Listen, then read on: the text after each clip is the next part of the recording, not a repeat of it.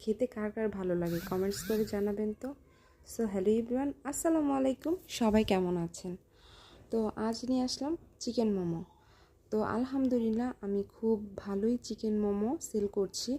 আর এখন চিকেন মোমো না কোনো শীত লাগে না আর গরম লাগে না। আমি দেখছি যে শীতের তুলনায় আর কি গরমে কিন্তু মোমোটা খুব বেশি সেল হচ্ছে। আলহামদুলিল্লাহ সবাই অনেক বেশি পছন্দ করছে। আর হোমমেড খাবার তো অনেক বেশি ভালো হয়। আর একটা কথা কি, মানে মোমোটা খুবই জুসি হয় আর খেতে অনেক বেশি মজা। আর আমার কাছে সবথেকে স্টিম মোমো সবথেকে বেশি ভালো লাগে।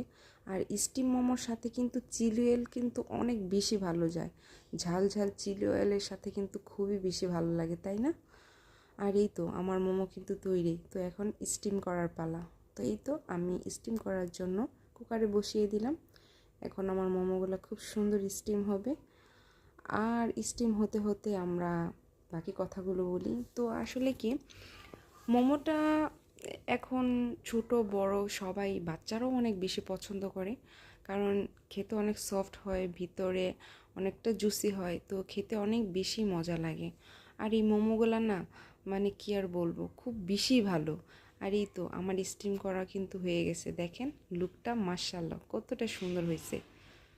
আর এই তো আমার মোমোটা এখন স্টিম করা শেষ। এখন এই দেখেন মোমোগুলার স্টিম করার পরে কতটা সুন্দর লাগতেছে না? মাশাআল্লাহ মাশাআল্লাহ, নিজের নিজের খাবার নিজের দেখতেই খুব ভালো লাগে। তো এই তো তারা কিন্তু এখন ডেলিভারির জন্য তৈরি হয়ে যাবে। তো এই তো এখন আমার মোমো রেডি। তো এই দেখেন এখন চলে যাবে তার গন্তব্যে। তো এই তো মজার মজার মোমো খেতে কিন্তু কার না ভালো লাগে বলেন? আমার তো খুব বেশি ভালো লাগে। তো সবাই ভালো থাকবেন।